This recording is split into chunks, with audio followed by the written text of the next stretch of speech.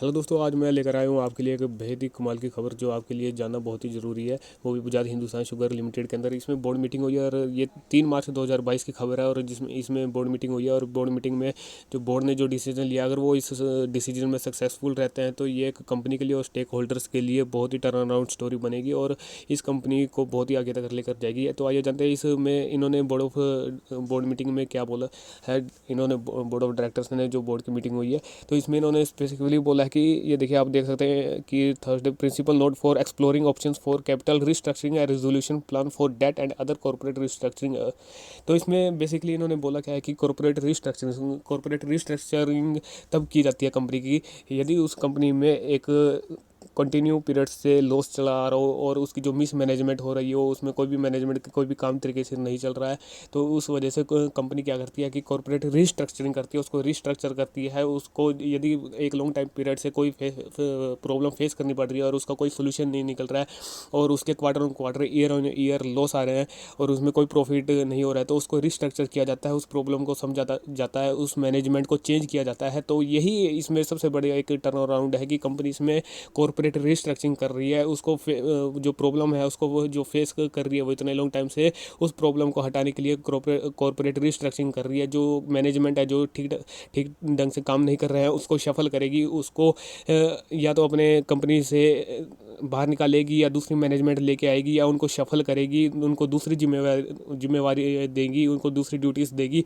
तो यही corporate restructuring है। जो कोई भी कंपनी इस स्टेप को लेती है तो वो एक सोच समझ के स्टेप को लेती है, क्योंकि इसमें एक बहुत ही टाइम पीरियड कंज्यूमिंग प्रोसेस है और बहुत ही सोच समझ के कदम उठाया जाता है। तो ये एक अपने आप में बहुत ही बड़ी बात है कि कंपनी ने इस ओर अपना ध्यान खींचा और कंपनी अब इस स्टेप को तो वैसे पहले ही उठा लेना चाहिए था, आज से 3-4 साल पहले, क्योंकि इथेनॉल जो है इस कंपनी के लिए और बाकी शुगर सेक्टर के लिए एक टर्न अराउंड है। लेकिन चलो देर आए दुरुस्त आए, तो इस कंपनी में कॉर्पोरेट रिस्ट्रक्चरिंग कर रही है। और दूसरी बात यह है कि कैपिटल रिस्ट्रक्चरिंग कर रही है। कैपिटल रिस्ट्रक्चरिंग का मतलब होता है कि इसके एक्सपेंशन के लिए, इसके मॉडर्नाइजेशन के लिए, इसके डाइवर्सिफिकेशन के लिए जो कंपनी को चाहिए वो कंपनी इसमें करेगी, वो करेगी थ्रू कॉर्पोरेट रिस्ट्रक्चरिंग। वो कैसे करेगी? जैसे इसमें एक्सपेंशन के लिए इनको फंड की ज़रूरत है और वो फंड कौन अरेंज करेगा? वो मैनेजमेंट अरेंज करेगी। वो मैनेजमेंट एक बढ़िया चाहिए होती है, एक प्रॉपर मैनेजमेंट जिसकी कंपनी में पकड़ होती है, जिसको विश्वास होता है, जिसमें दिमाग होता है। तो इस तरह से वो कैपिटल रिस्ट्रक्चरिंग करेगी अपनी कंपनी को एक्सपेंड करने के लिए, कि कहीं से डेट लेगी, डिबेंचर्स लेगी, शेयर्स अपना अलॉट करेगी या अपना बायबैक करेगी, जैसे भी उनको ठीक लगता है वैसे वो अपनी कैपिटल रिस्ट्रक्चरिंग करेंगे, एक मॉडर्नाइजेशन करेंगे। जैसे आजकल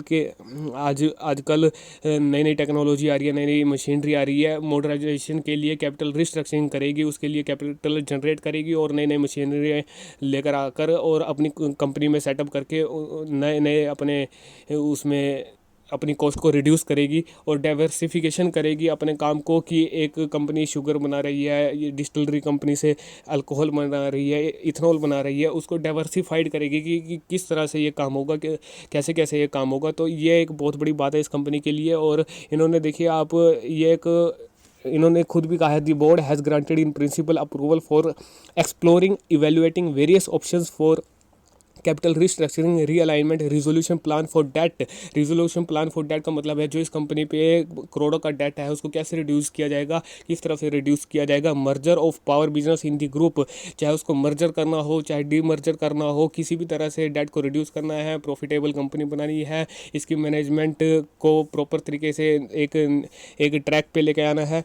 और other corporate restructuring to streamline the corporate structure and enhance stakeholders value the company said. तो इसमें सबसे बड़ी बात आप देख रहे हैं एनहेंस का मतलब कि स्टेक होल्डर्स की जो वैल्यू है उनको बढ़ाना है, कि कंपनी का इस और पूरा फोकस है कि कंपनी जो कंपनी में जो इतने टाइम से एक लॉस चला रहा है कि इसको रिस्ट्रक्चर करके हमें प्रॉफिटेबल कंपनी बनानी है और जो स्टेक होल्डर्स की वैल्यू है उनको एनहेंस करना है, मतलब बढ़ाना है और उनको प्रॉफिट देना है। तो एक ये अपने आप में बहुत बड़ी बात है इस कंपनी के लिए। तो इसमें हमें वेट करना होगा 15 अप्रैल तक का, कि तब तक इसके प्रॉफिट भी आ जाएंगे, प्रोमोटर्स की होल्डिंग का भी पता लग जाएगा और तब तक इसकी जो प्लानिंग है आगे फर्दर क्या कंपनी करने जा रही है उसके बारे में भी पता लग जाएगा। तो बने रहिए इस चैनल पे